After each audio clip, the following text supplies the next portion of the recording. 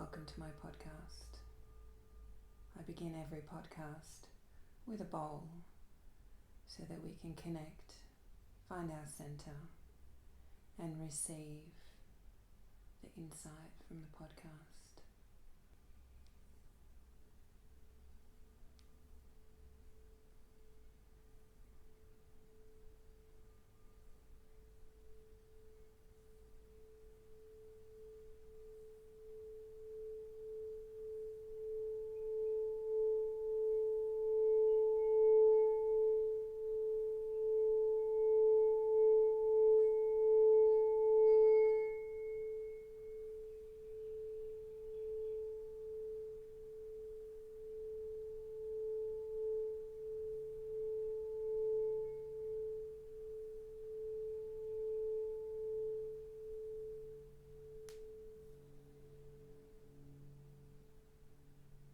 And so we begin.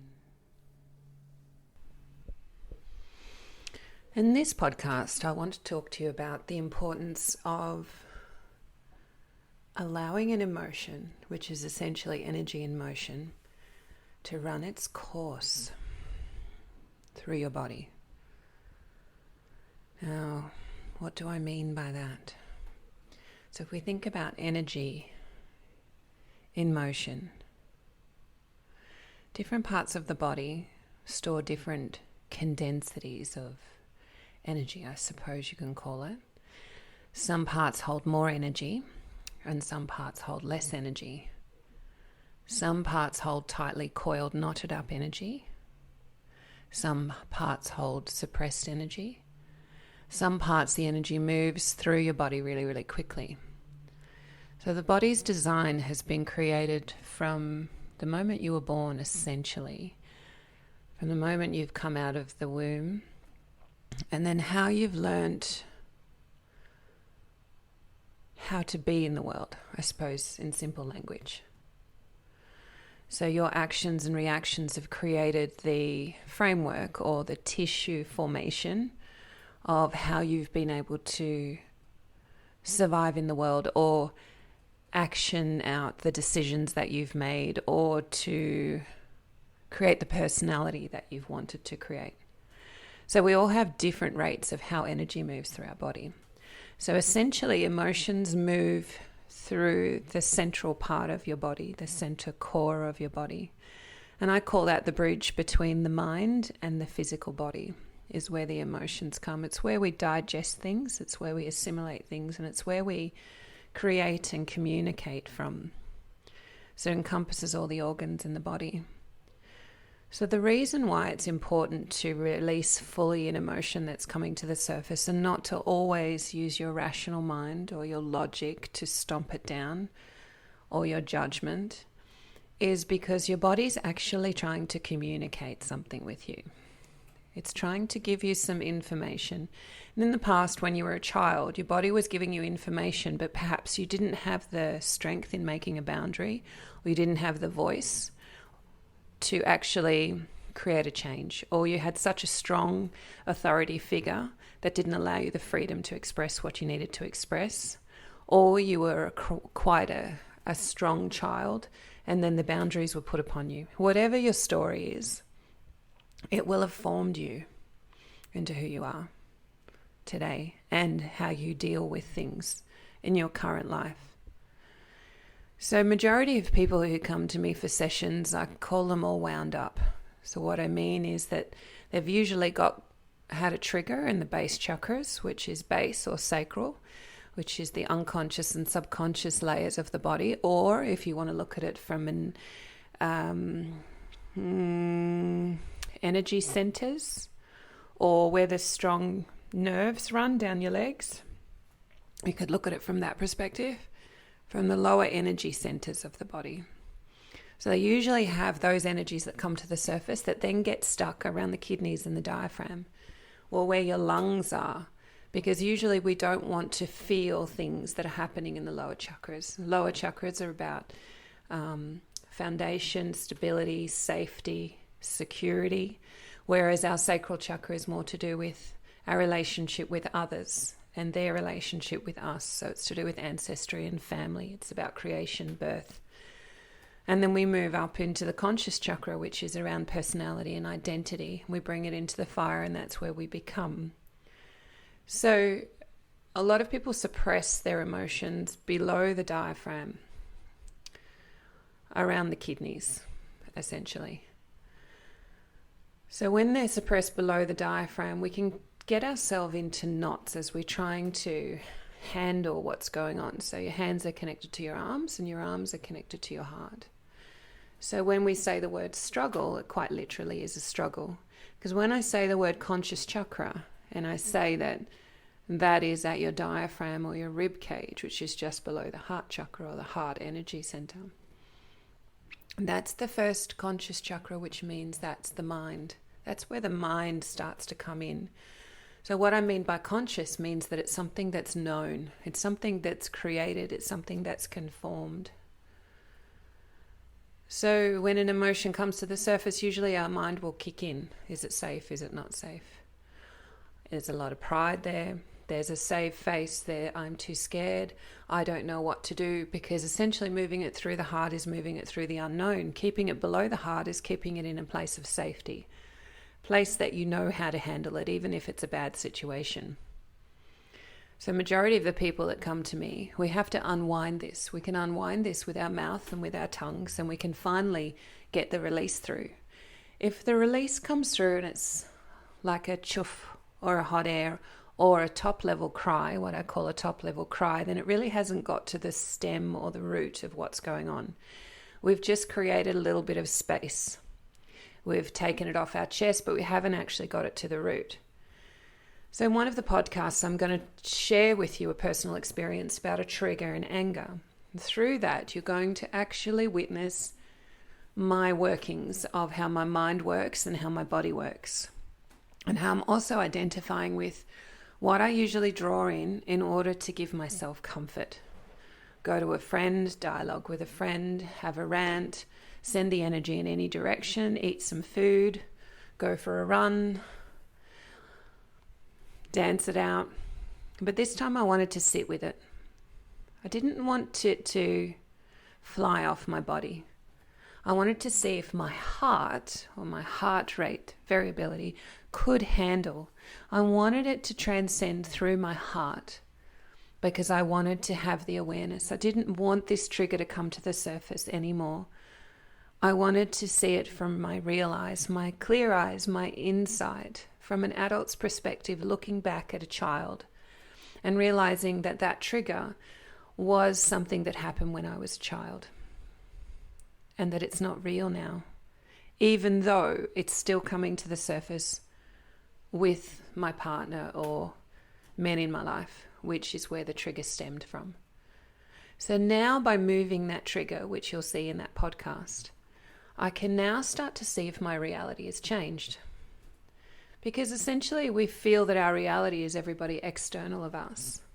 But our reality is not external of us. Our reality is how we're receiving the universe, and then how we're reacting to the universe, or what we're feeling in our body. Yeah? So back to the point of the podcast. What is the importance of allowing the emotion to truly run its course? When you allow the emotion to truly run its course, the entire nervous system can find its way through. All of a sudden, your body knows how to handle a situation. Your body has permission to evolve into a direction that it perhaps has not been able to in the past. And so your mind will feel that that has something to do with that story.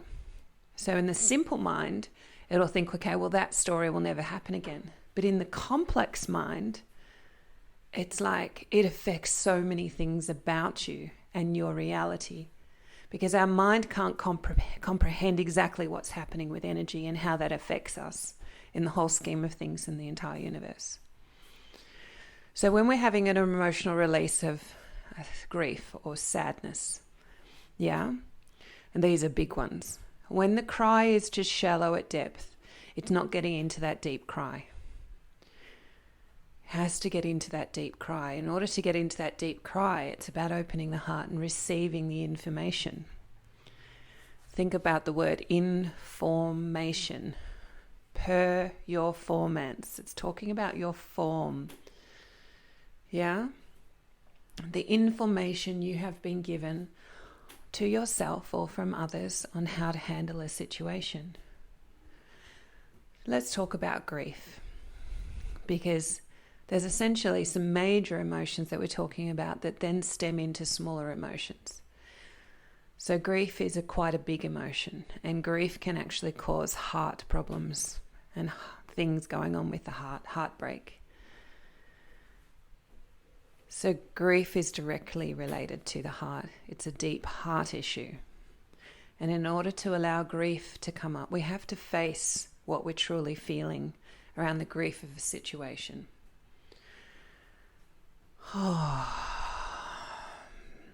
So this means being truly present.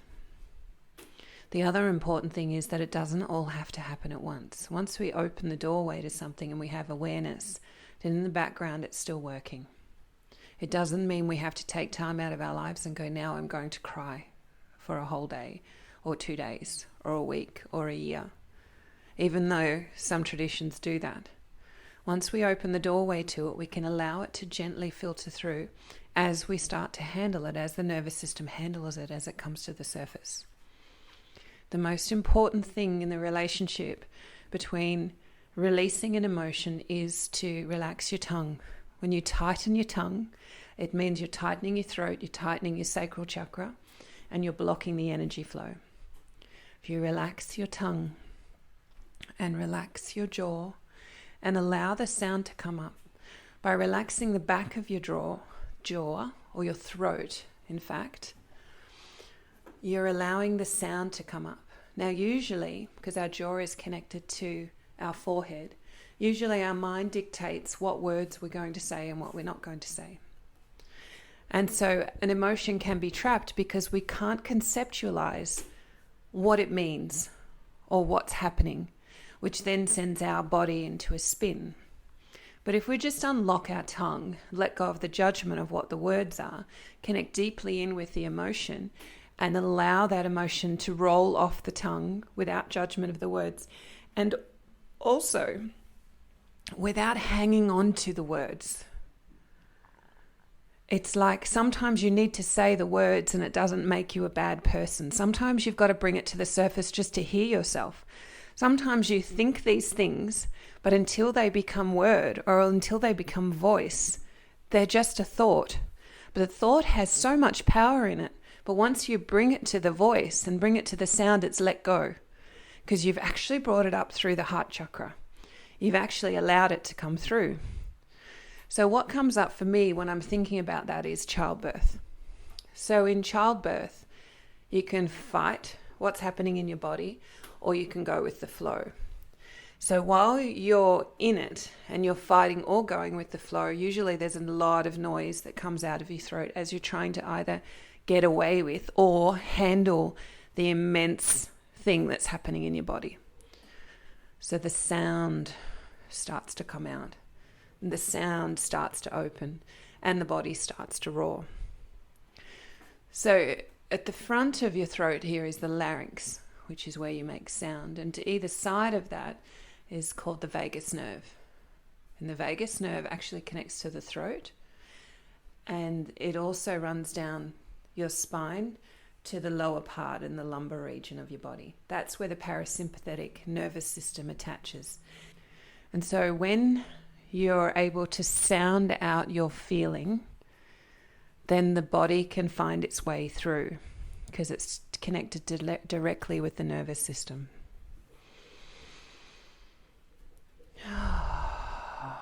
Laughter. Laughter is another good way of releasing anger from the body. Because when we can find the light in a situation, we can laugh it off.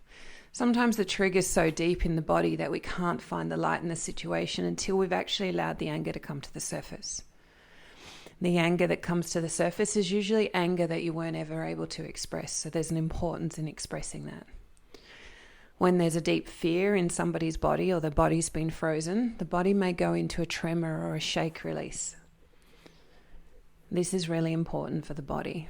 The body needs to shake because it's been holding on to that shake for a very long time. If you keep your body open and you keep things flowing and you bring things to the surface, and when I say bring things to the surface, it's about unlocking what is below the diaphragm in your unconscious and subconscious layers, bringing it up into conscious awareness and then bringing it to light. That means getting it off your chest, expressing it and letting it go. And not just through your logical or rational words. That can help. It depends whether you're a top-down processor or a bottom-up processor.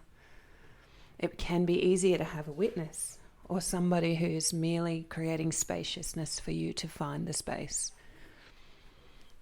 Spaciousness and patience is the key too. Yeah. Give yourself time after you've had the emotional release. Give yourself time for things to integrate. Journal, go for a walk, connect with nature, breathe, find your clarity. You've evolved. You've moved forward. The issue with not releasing your emotions is that you're manifesting imbalances in your body, which will eventually create disease and disharmony. Each and every organ in your body has its rightful place and expression inside your body, and your alignment is critical. So, when you have an emotion, get real with it. Allow it the space to come to the surface. Allow yourself to be heard by you. Say the things that you need to say. Yeah. Really important. It helps strengthen the relationship between your inner and your outer world, and your masculine and feminine, and connects you more with your I am. It means that you can handle life better and you can grasp things better. I wish you well. Until the next podcast.